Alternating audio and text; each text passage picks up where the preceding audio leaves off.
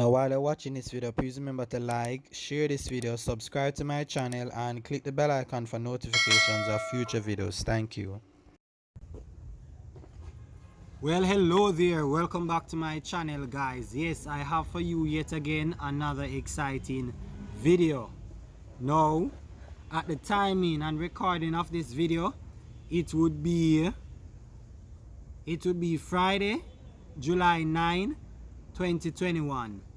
Now, this wasn't the video I intended to record. It is intended to, however, post on a Saturday, even though I'm recording it Friday.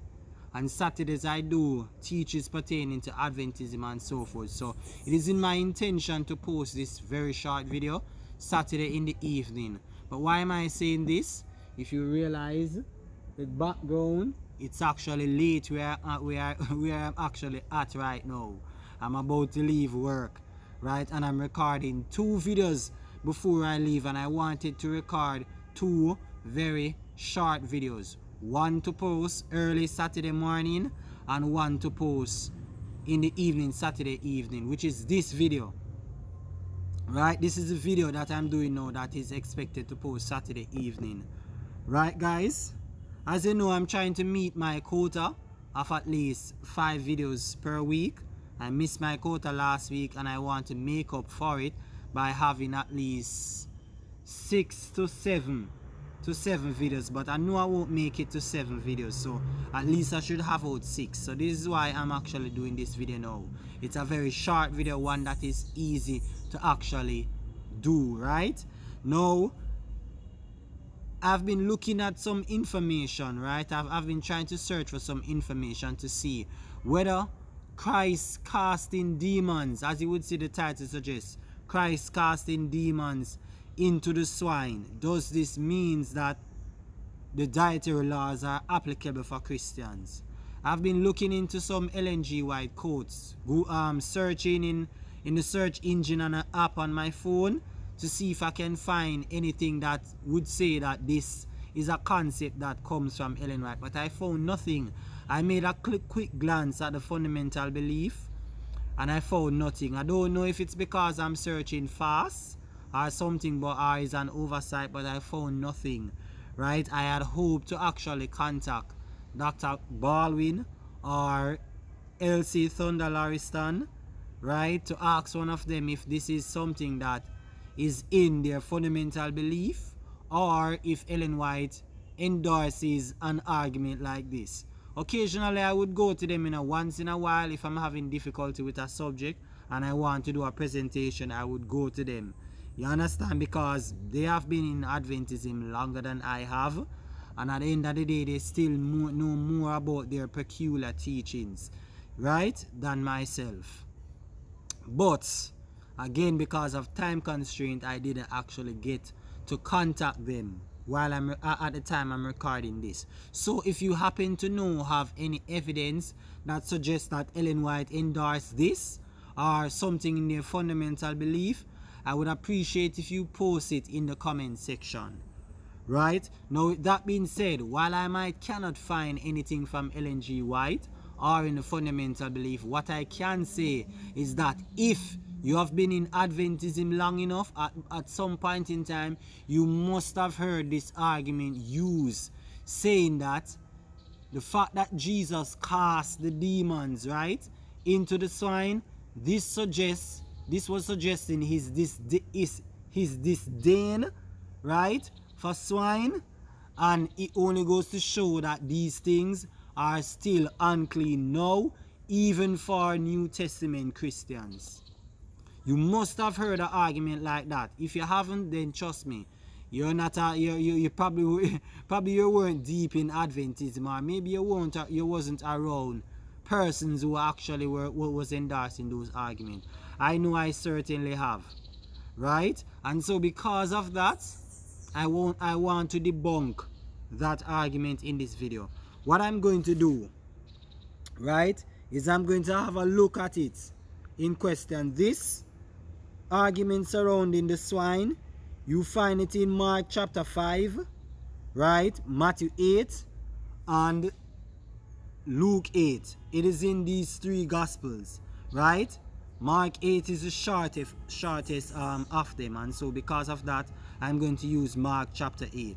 If you want further information, you can check out Mark 5 and Luke 8. I'll put on the screen the exact verses for you to go and read for more information, right? As you know, one gospel sometimes may mention something that another gospel doesn't. So for further information, you can check out them both. We are just going to look at Matthew chapter 8 for the purpose of this video, right? So with that being said, let us have a go at it. Matthew chapter 8, reading from verses 28 to verse 34. It reads thus: And when he was come, that is Christ, to the other side of the country of the Gergenes, Gergesenes. I don't know if I pronounce it right. When he was come to the other side into the country of the Gergesenes, there met him two possessed with devils, coming out of the tombs, exceeding fierce, so that no man might pass by that way. And behold, they cried out, saying, What have we to do with thee, Jesus, thou Son of God? Art thou come hither to torment us before the time? And there was a good way off from them an herd of many swine feeding. So the devils besought him, saying, If thou cast us out, suffer us to go away into the herd of swine. And when he said unto them, Go, and when they were come out, they went into the herd of swine. And behold, the whole herd of swine ran violently down a steep place into the sea, and perished in the waters. And they that kept them fled and went their ways into the city, and told everything, right? And what was befallen to the possessed of the devils. And behold, the whole city came out to meet Jesus, and when they saw him, they besought him that he would depart out of their coast. Now, there is a lot that the passage doesn't say. Whether you look into Mark 8, Luke 8, or no, whether you look into Mark chapter 5, Luke chapter 8, or Matthew chapter 8, it doesn't say much. It doesn't say why Jesus permitted the demons to actually go into the herd of swine, right? Therefore, it is basically left up to our own interpretation, our understanding of revelations that was known up till this point, right? This is how we are going to be able to figure out on our own, right, what was the reason for this. But the scripture doesn't make it clear. It is subject to our own interpretation, then, so to speak, right? Now, J. Gills gives a number of arguments, right, as to how he interprets these passages. Now, I'll post some commentary from J. Gills in the comment section. I'm not going to read it out for time's sake in this video, right? What J. Gills is saying is that either it is this person in this region, the owner of the swine and so forth, either they were Jews, or they were Jews, owners of Jews. You know that many of them are basically rebellious, right? They have been rebelling from Moses' time up until Jesus' time.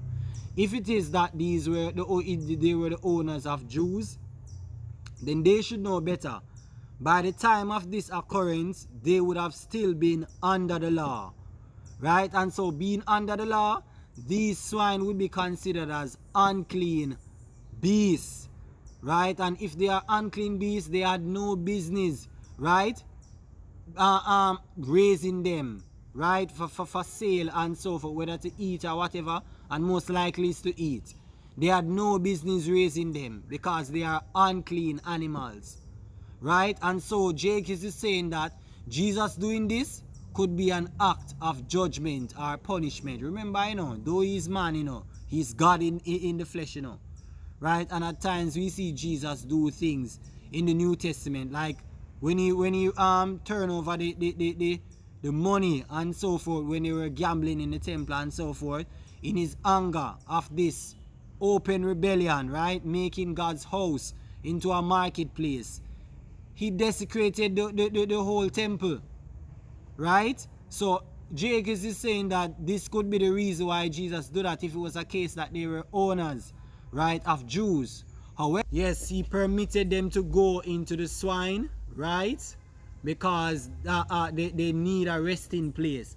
And he didn't restrain them, knowing full well what would happen if he goes into them, right, for two reasons. One, punishment if they were owners of Jews, right, and Jews should know better that they shouldn't. By the timing of this, they would be under the law, so Jews should know that they shouldn't do that. Two, if it is Gentiles, they are idolatrous, right, they don't know God, right, and they worship false gods. So Jesus wanted to show them the harm of devils and these false gods whom they worship, how they can really harm them. These false gods are gods that are made up by Satan, right, and they could really harm them. So this was Jesus' intention of doing it, either one of two reasons, right? And if you ask me, if you really think about it, this is a very sound argument. It's much more sound than to think that the reason that Jesus did this is to show that he hates swine, and that swine is supposed to be unclean for all time. This proves that swine, the eating of swine flesh, is supposed to be unclean for all time. The arguments of J. Gills, if you think about it, it is a much better argument than the argument that Seventh-day Adventists would want to feed to Christian, in order to persuade them that, listen, we are still under the dietary laws. Scripture makes it plain. Reading from Paul and so forth, Romans 14. I have a plethora of videos in my playlist section on diet. I can't go give any more arguments than what I gave already. We are no longer under dietary laws. This is what the scripture reveals. So the fact that we are no longer under them, Jagel's interpretation is most likely one of the two reasons. The scripture doesn't tell us plain why did Jesus did this, but we can assume that it has to be one of those two reasons. It cannot be because this is to show that those beasts are unclean beasts is supposed to remain unclean right throughout this era, right, for Christians, and at no time Christians supposed to eat them. It can't be that, because scripture makes it plain that we are no longer under the law, right, and that one can eat all things according to Paul in Romans 14, right? So with that being said, I end this video. I do hope that you enjoyed it. If you did, you know what to do. Like, comment, subscribe, and share this video. Bye bye now.